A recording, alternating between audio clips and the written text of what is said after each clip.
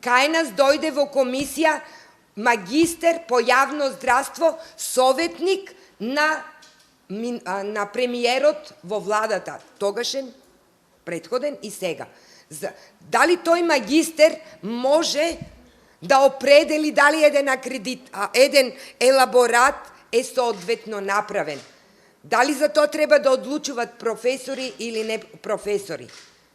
До каде ќе идеме вака? Значи, со самото тоа, ќе ви одговорам на прашањето кое што ми го поставивте, меѓутоа морав да го проширам за да ви биде јасно.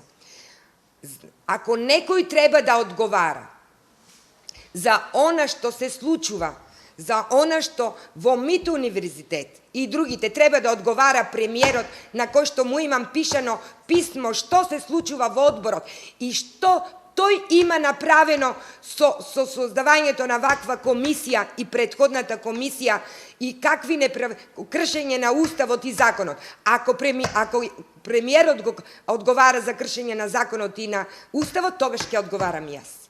Заедно ќе одеме да одговараме.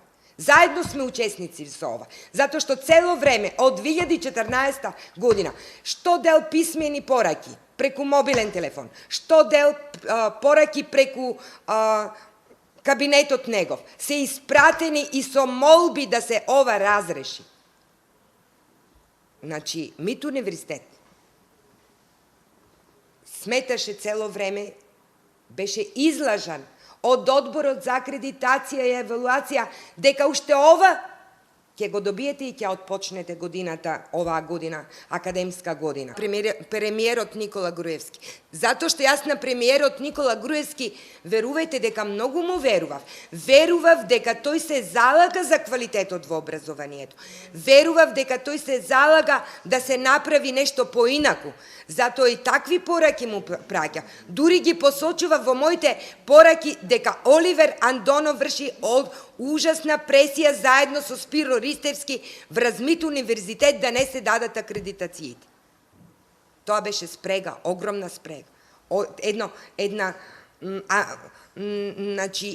триангла од луѓе. На МИТ универзитет кој што поднесе за отварање на универзитетска стоматолошка клиника, ден денеска, во 2015 година е поднесено барањето, ден денеска не му е одговорено дали ќе добие